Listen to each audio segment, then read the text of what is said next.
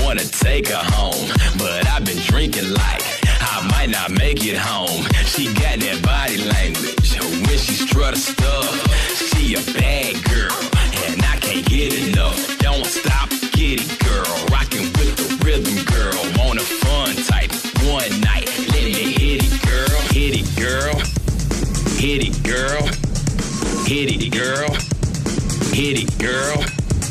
Hit it, girl. Hit it, girl. Hit it, girl. Hit it, girl. Hit it, girl. Hit it, girl. Hit it, girl. Hit it, girl. Hit it, hit it, hit it, hit it, hit it, hit it, hit it, hit it, hit it, hit it, hit it, hit it,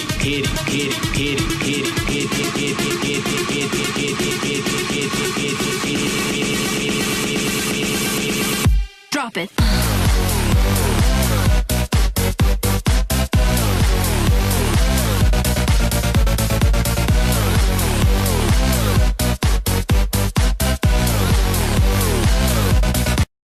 สีเงินครับข้างล่างที่เป็นสร้อยคอนี่จะเป็นตัวช่วยชี้วัดถึงข้อมูลทุกอย่างบอกเปอร์เซ็นต์ถึงน้ำนมครับเปอร์เซ็นต์น้ำนมแล้วก็เป็นตัวสั่งการที่ว่าเตรียมที่จะดีดเมื่อไหร่ก็ต้องใช้ตัวนี้เป็นตัวช่วยดีดครับแล้วจะมีก้อนอีกก้อนนึงคือ High Activity ตัวนั้นจะเป็นตัวจับสัตว์ครับเป็นก้อนเดียวตัวจับสัตว์เดี๋ยวนี่นะครับคุณเบนเอาตัวอย่างเป็นตัวจับสัตว์ข้างบนนั่นแหละตัวนี้เป็น High Activity ตัวนี้เป็นตัวจับสัตว์แล้วก็จะเป็นตัวบอกด้วยว่าอาการเป็นยังไงมีอาการป่วยมีโรคไหมครับตัวนี้จะสามารถช่วยรักษาได้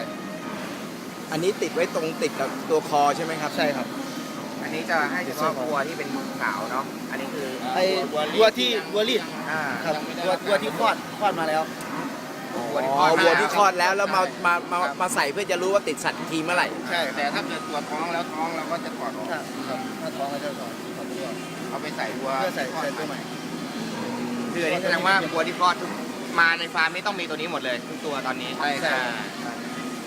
แล้วอีกแข่งอีกตัวหนึ่งนี่ต้องมีทุกตัวไหมไม่มีตัวนี้ต้องมีครับตัวนี้เป็นตัวบอกข้อมูลเกี่ยวกับก็ต้องมีทุกตัวก็คือมาต้องมีเกิดปุ๊บต้องมีไอเนี่ยก้อนนี้คู่กันไปเลยถูกไหมใช่แต่ว่าถ้าท้องเอานี่ออก